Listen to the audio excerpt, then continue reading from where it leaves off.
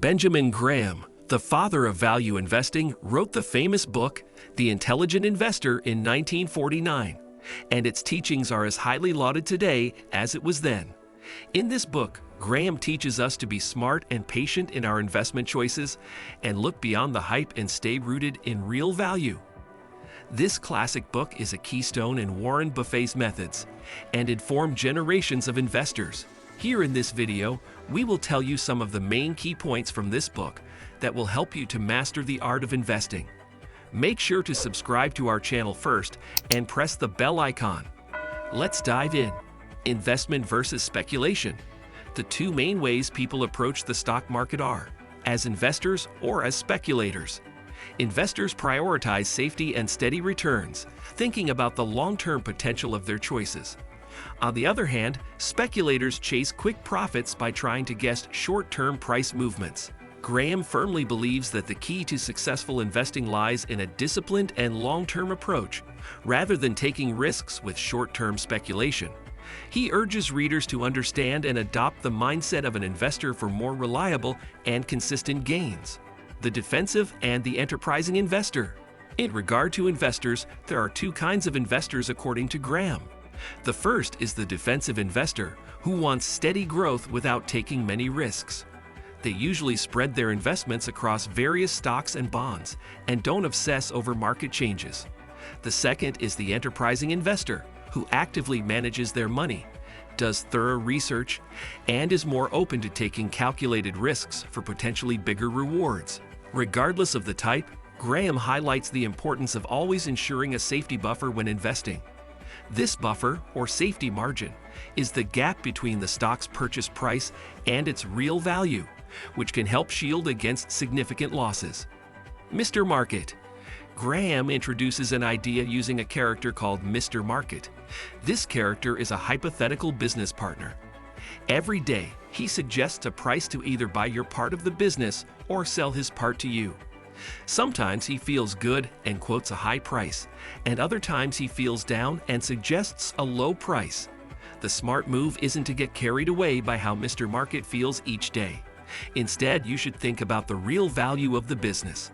If Mr. Market offers a deal that's too good to pass up, like a very low price, you could buy from him. If he's asking for a lot more than you think it's worth, you could sell to him. The main idea: don't get swept up in Mr. Market's daily dramas. Focus on the true worth of what you own. Margin of safety. When investing, it's important to know your margin of safety. This means making sure there's a good gap between what you pay for something and what it's really worth. It's like building a bridge designed for 30 trucks, even if you think only 20 will drive on it. This extra strength or buffer ensures you're safe even if something unexpected happens, or if you've made a mistake in your calculations.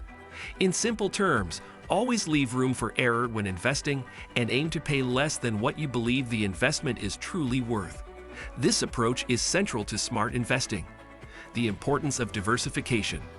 The book also explains how to be safe in the unpredictable world of stocks. It's a good idea to spread your money around. Instead of putting all your money into one stock or one type of business, it's better to invest in various stocks or different kinds of businesses.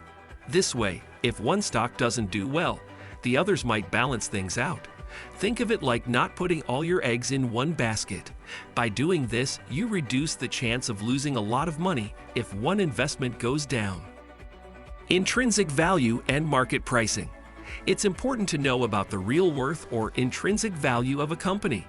This is like figuring out what a company is truly worth based on things like its profits, the money it pays back to shareholders, and what it owns. But here's the tricky part. The stock market doesn't always get this price right. Sometimes, a stock might be priced more than what the company is really worth, too expensive, or less than its true value, a bargain. For smart investors, the goal is to figure out a company's real worth and then see if the stock market's price matches that. If a company's stock is priced a lot lower than its true worth, it could be a good chance to buy and get a deal. Bond investing.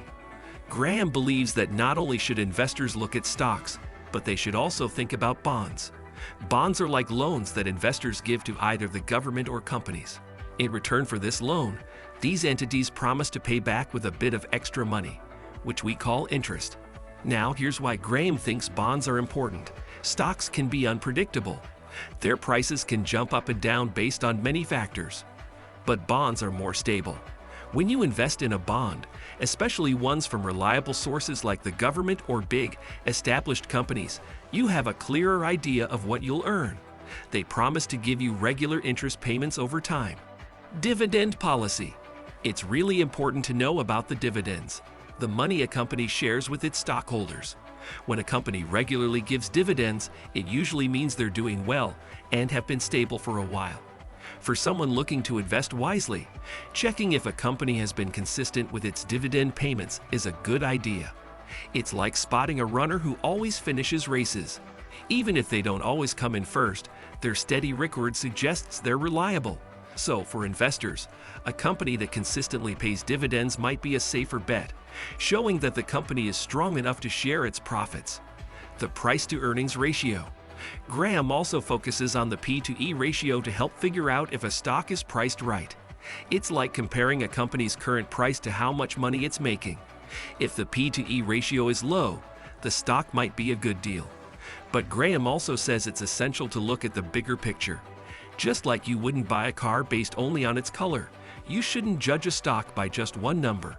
It's always a good idea to consider other information and not rely solely on the P/E ratio when deciding to invest. Historical analysis. It's important to look at how a company has done over the years, kind of like checking a student's report card from previous grades. By doing this, you can get a feel for how steady and reliable the company is. However, just because a company did well in the past doesn't mean it'll do great in the future. It's like a sports team that won last season but might face tougher opponents next time. So while it's good to see a company's history, Graham says not to focus just on one year and to remember that past successes don't guarantee future wins. Instead, look at the bigger picture by checking out the company's performance over a longer period. The Intelligent Investor is more than a guide on choosing stocks or bonds. It's about a smart way to think about money and risk. Graham teaches readers to make choices based on logic, not emotions. Even as the world of investing changes, Graham's ideas stay relevant. The book gives lasting advice for anyone wanting to invest wisely throughout their life. We hope you enjoyed the video and found it both entertaining and educational. If you did, give it a thumbs up. Don't forget to subscribe to our channel and activate the notification bell for more valuable content like this. Thanks for watching.